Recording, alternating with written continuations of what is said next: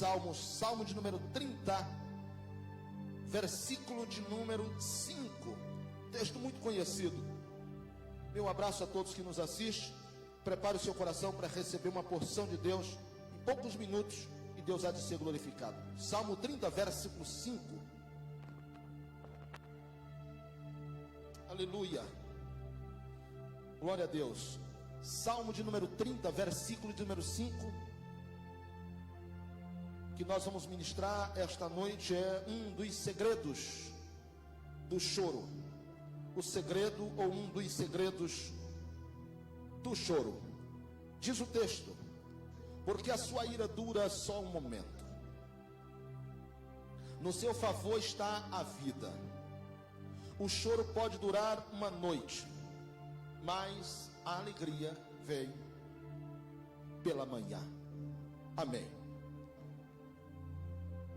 Quando leio esse salmo, em especial o verso 5, eu quero destacar principalmente a expressão chorar.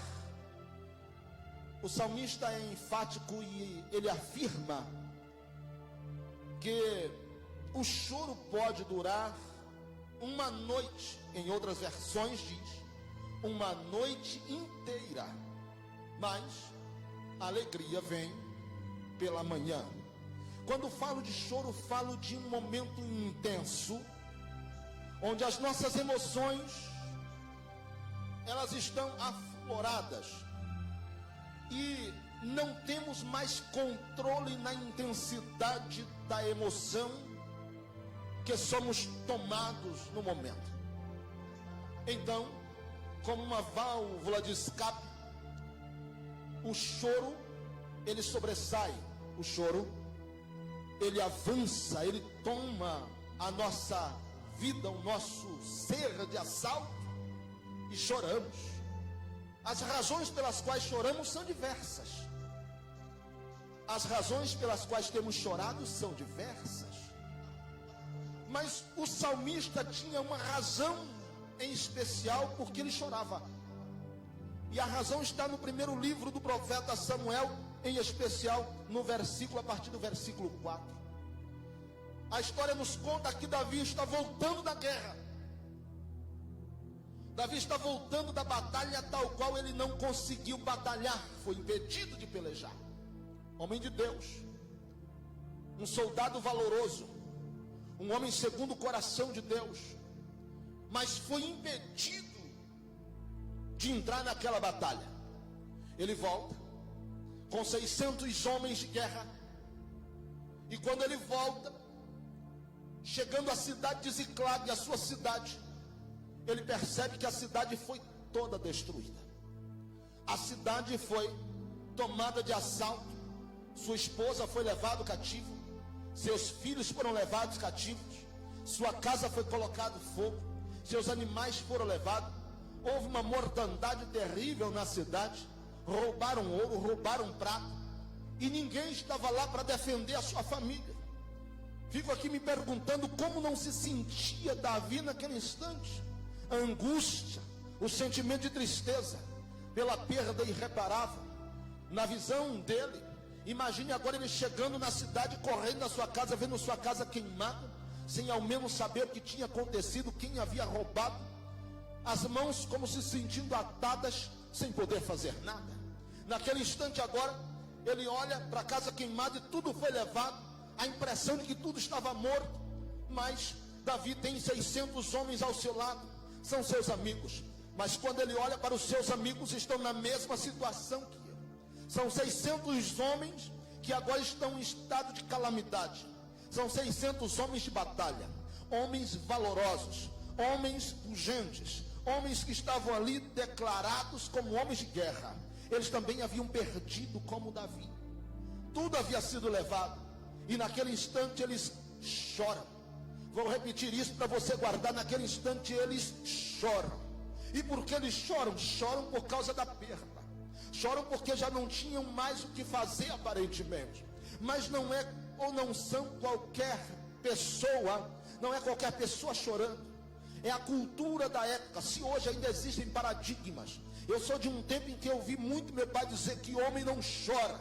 Agora você imagina 3.500 anos atrás, 3.000 anos atrás, homens de guerra com espada na cintura, escudo no seu braço, homens que vieram da peleja. O sistema era machista, a cultura era machista. E agora veja 600 homens chorando. A Bíblia faz questão de dizer que eles choravam até que não houve mais lágrimas para chorar.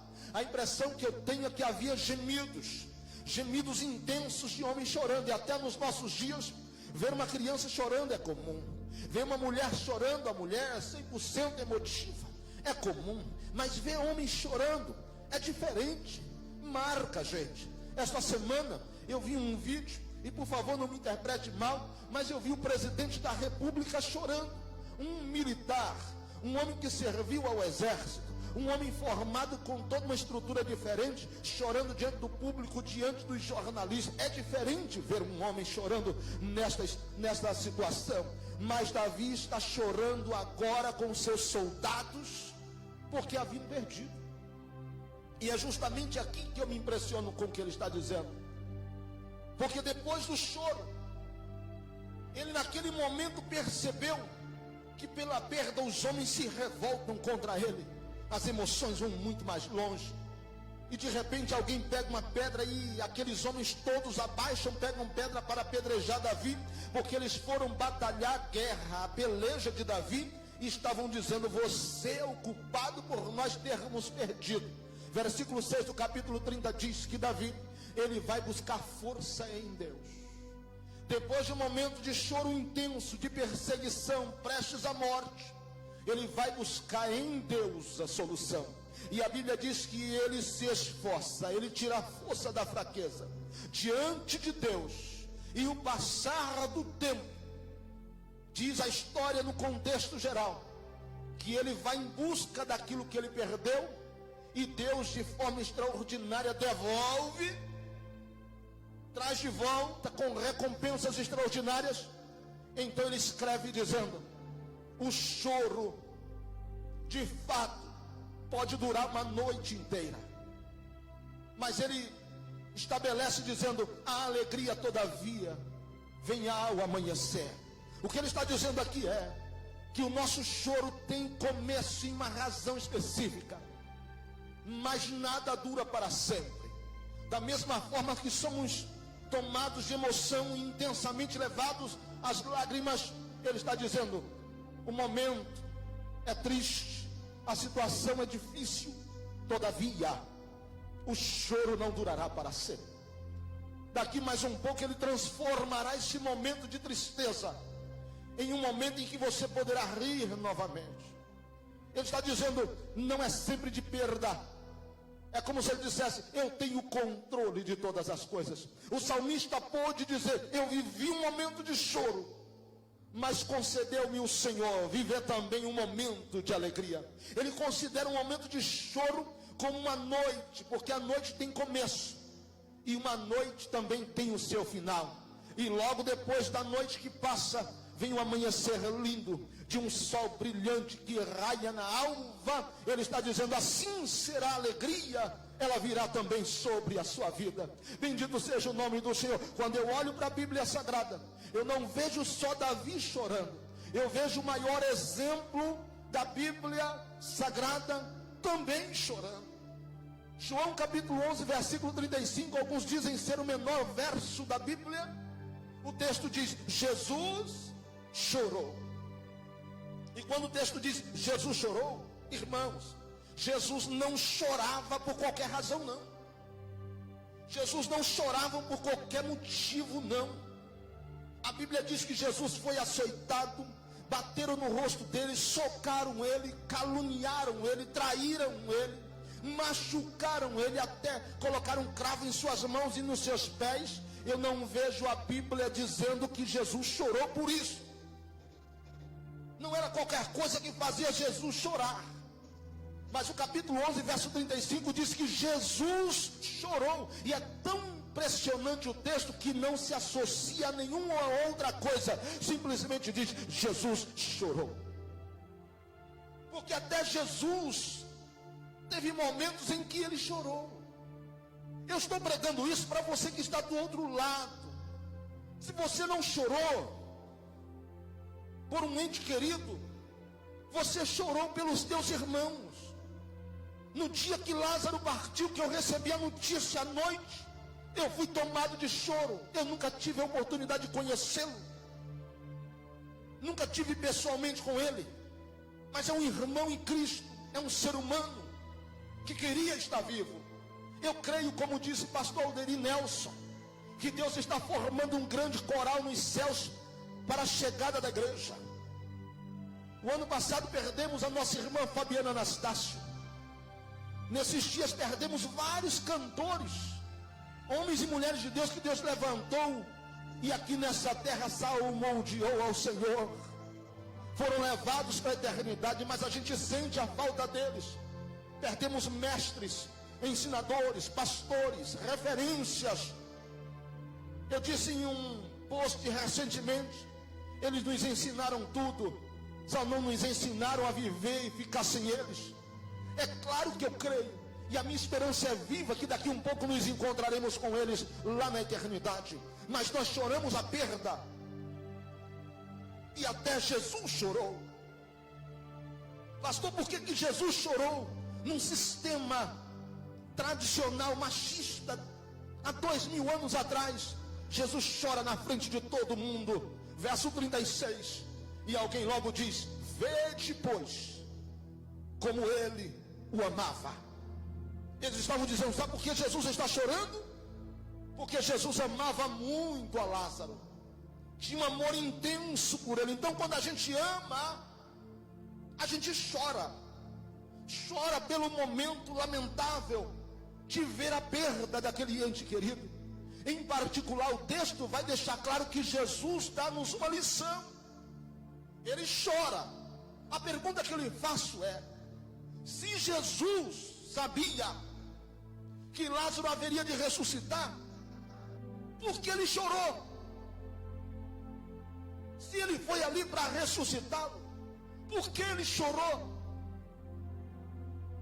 A gente sabe que o momento da morte, o momento da partida de quem nós amamos, e por amor a esta pessoa, dói, irmãos, independente disso. É isso que eu estou deixando claro, quero deixar claro ao seu coração. Eu tenho a convicção plena de que daqui mais um pouco vamos nos encontrar nos céus, porque a Bíblia diz que a trombeta vai soar, e os mortos, aqueles que morreram em Cristo, ressuscitarão primeiro, e aqueles que estarão vivos serão arrebatados e transformados, e para sempre estarão com o Senhor nos céus. Eu creio, desde quando eu me converti, fazem 26 anos, eu esperei Jesus para ontem, ele não veio, eu espero para hoje, e se ele não vier hoje, eu continuarei esperando. Bendito seja o nome do Senhor. Mas a gente sente a falta daqueles que vão embora. Por isso nós choramos. Mas há uma certeza: o choro pode durar uma noite inteira. Ei, 14 anos eu tinha, 13 a 14 anos, e eu perdi meu pai. Eu sei o que é chorar uma noite inteira. Eu sei o que é você entrar em desespero. A perda de alguém que você ama, de alguém que é a tua referência. Ainda hoje eu choro a morte de meu pai. Quantas vezes me pego chorando por qualquer situação que me faz lembrar. Ele faleceu no ano de 90. Ei, e se você perder um ente querido, você não vai deixar de chorar por ele, por amor, por falta, pela referência que ele foi para a sua vida. Mas a Bíblia deixa claro que daqui um pouco esse choro passa, e amanhã chega. E para nós, os crentes em Cristo, lá vai um segredo para você guardar no seu coração. A noite é tido como um tempo de trevas, é o tempo que nós vivemos.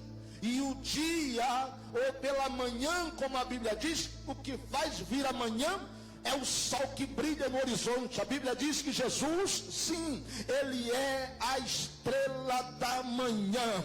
Ele vai brilhar daqui um pouco sobre cada um de nós, e ele dirá: o choro passa. E para onde você está vindo, aqui você não vai mais chorar. Por que, Senhor? Porque aqui não há pranto, não há luto, não há dor, não há morte. Todas estas coisas passaram. Bendito seja o nome do Senhor. Você pode dar glória a Deus por isso, porque Deus é quem te consola, te conforta, te sustenta, anima, sim, e renova a tua esperança, e diz: o choro vai passar e a alegria vai chegar, para a glória de Deus. Bendito seja o nome de Jesus. Eu lhe disse que iria contar um segredo do choro. Salmo de número 56, versículo de número 8. Salmo 56 e verso 8. E eu quero encerrar assim. Diz: o Senhor sabe, o Senhor conhece todas as minhas vagueações. Sabeis o que é vaguear? É você transitar de um lado para o outro, triste, abatido. É você andar de um lado para o outro, incerto e às vezes duvidoso, cansado, alquebrado, e você dizer: meu Deus, o que está acontecendo? Meu Deus, eu não sei o que está sucedendo. E de repente o Senhor diz: eu conto os teus passos, os passos da tua caminhada. Eu conto as tuas vagueações. Quando você caminha de um lado para o outro, e estes dias são dias em que estas coisas têm acontecido. Dentro de casa, quantos de nós não andamos da sala para a cozinha, da cozinha para a copa, da copa para a sala, e andamos de um lado para o outro? Eu não sei se você é de fazer isso, mas de vez em quando eu tenho que pegar meu carro, dar uma volta para espairecer. São vagueações. E o Senhor conta, Ele sabe, Ele conhece. E enquanto às vezes em meio a nossas vagueações, lágrimas surgem, as nossas emoções são afloradas, são notícias todos os dias de que alguém está mal, de que alguém partiu, e nós choramos. Nós clamamos e perguntamos: Deus, até quando isso vai durar?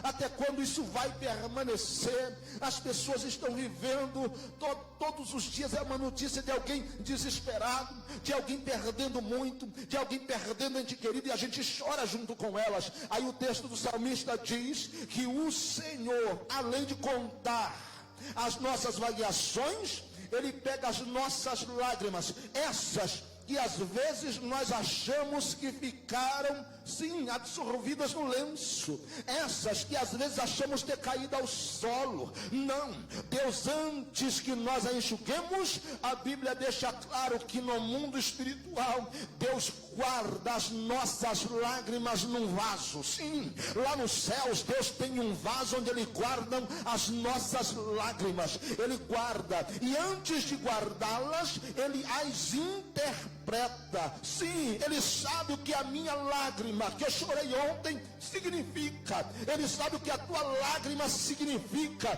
Ele dizendo: eu compartilho a tua tristeza.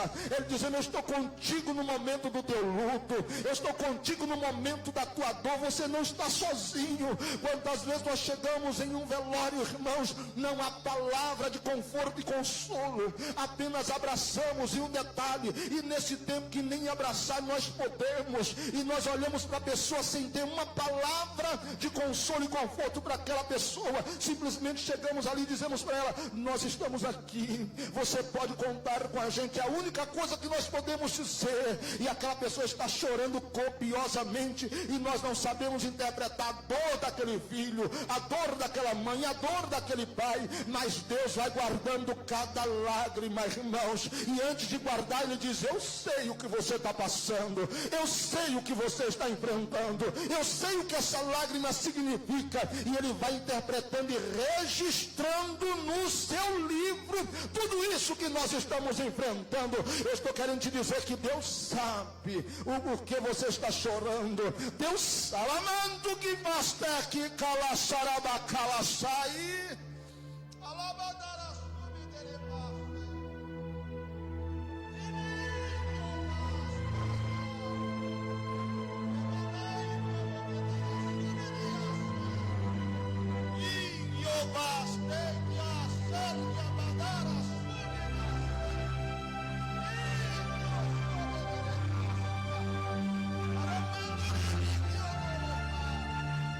Deus te diz assim: filha, Eu sei o que você está enfrentando. Deus te diz assim: filho, eu sei pelo que você está passando.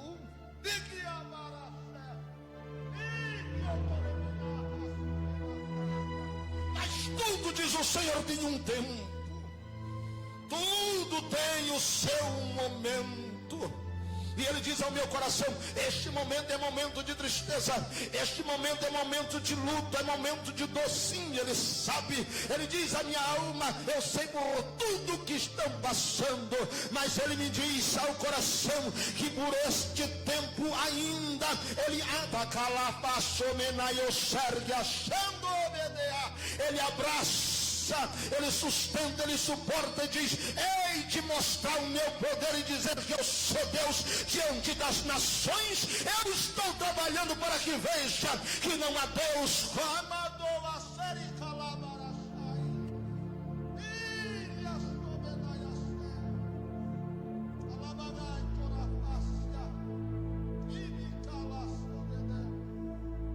Ele enxuga as lágrimas, ele guarda-as, interpreta-as, escreve no seu livro, e no tempo certo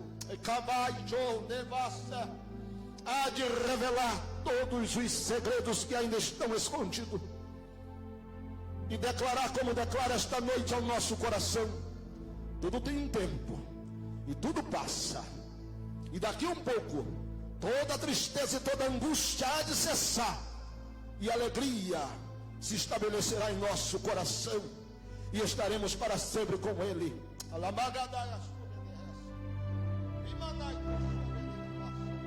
Sinta o consolo de Deus aonde você está. Sinta a presença de Deus e o conforto dos céus onde você está. Sinta a mão de Deus te abraçando. Sinta a mão de Deus te abraçando, dizendo: filha minha, filho meu, você não está só. Eu estou colhendo as tuas lágrimas. Eu sei o que você está passando.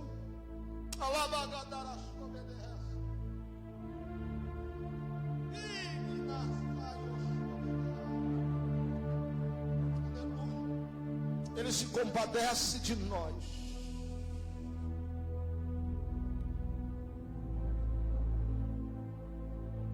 Ele se compadece dos seus.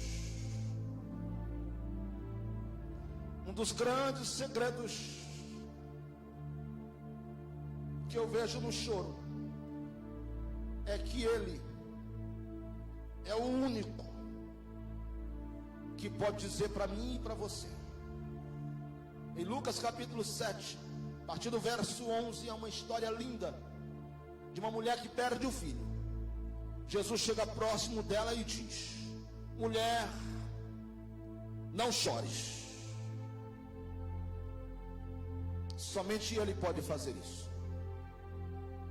Ele sabe tudo o que se passa, e Ele tem um limite, e Ele há de estabelecer limite diante da nossa tristeza, nosso choro, as nossas lágrimas.